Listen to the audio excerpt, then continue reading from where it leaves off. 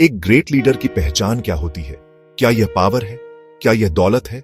या कुछ गहरा, एक आदर्श, एक सिद्धांत? उनका नाम था हजरत उमर फारूक रजी अल्लाहु अन्हु। मक्का में उनका जन्म हुआ, एक साधारण कुरैश परिवार में। पर उनकी महानता विरासत नहीं थी, यह चरित्र और कन्विक्शन से आई। हजरत उमर फारूक रजी अल्लाहु अन्हु की जिंदगी लीडरशिप, हिम्मत और न्याय की मास्टर क्लास है। यह कहानी है परिवर्तन की, एक विरोधी से एक स्तंभ तक। आज हम देखेंगे कैसे हजरत उमर फारूक रजी अल्लाहु अन्हु ने इतिहास लिखा।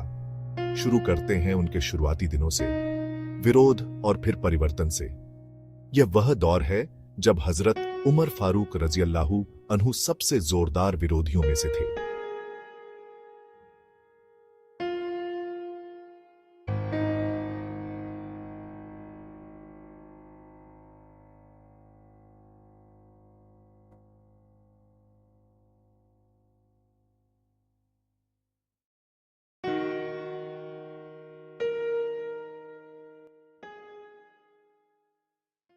एक दिन गुस्से से भरे हजरत उमर फारूक रजी अल्लाहु अन्हु पैगंबर के पास जाने निकले।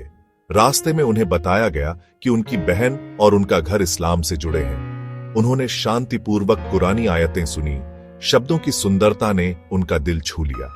हजरत उमर फारूक रजी अल्लाहु अन्हु का गुस्सा टूटा और आत्म सुधार का क्षण आया। जैसे ही उन्होंने सूरह ताहा की आयतें पढ़ी, उनका दिल पिघल गया। यह आध्यात्मिक भूकंप था, एक परम सत्य से मिलने वाला एहसास। हजरत उमर फारूक रजी अल्लाहु अन्हु ने तुरंत काबा पर जाकर अपना ईमान जाहिर किया। उनका शामिल होना मुसलमानों के लिए एक ताकत बन गया। उन्होंने सभी को हिम्मत दी। हजरत उमर फारूक रजी अल्लाहु अन्हु के कदम ने छिपे हुए समुदाय को सार्वजनिक कर दिया। यह सिर्फ व्यक्तिगत परिवर्तन नहीं था, यह समुदाय के बदलने का पल था। हजरत उमर फारूक रजी अल्लाहु अन्हु की हिम्मत ने नई उम्मीद जगाई।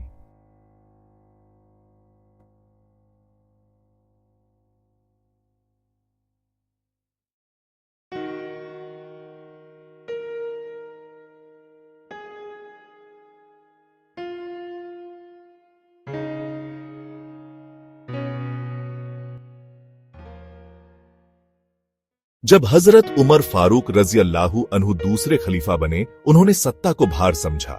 उनका मार्गदर्शक सिद्धांत था न्याय, बिल्कुल बिना समझौते के। वे कहते थे, यदि नदी के किनारे एक कुत्ता भूखा मरता है तो मैं जिम्मेदार हूं।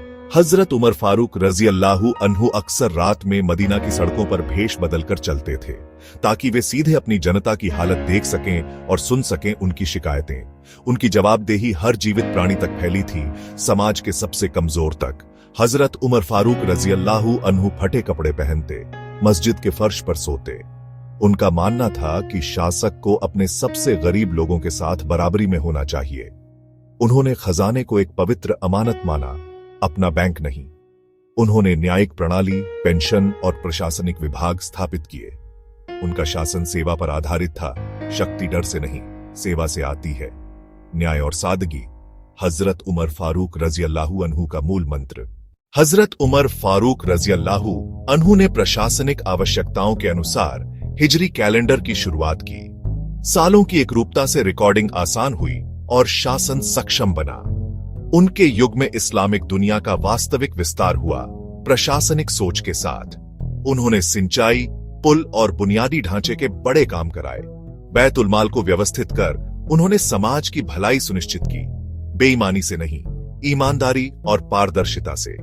उनके शासन ने नए शहरों की नींव रखी, बसरा, कूफा जैसी जगह। हजरत उमर फारूक रजी अल्लाहु अन्हु ने धार्मिक अधिकारों और संपत्ति की सुरक्षा की गारंटी दी। उनकी नीति का मकसद न्याय और समृद्धि था, केवल जीतना नहीं। उनकी जीतों का मकसद बस क्षेत्र नहीं, बल्कि व्यवस्था और इंसाफ था। हजरत उमर फारूक रजी अल्लाहु अन्हु ने शासन को मानवतापूर्ण बनाया। 14 सदियों बाद भी हजरत उमर फारूक रजी अल्लाहु अन्हु की बातें प्रासंगिक हैं। न्याय, हजरत उमर फारूक रजी अल्लाहु अन्हु का मूल। विनम्रता, वे सरलता से जीते।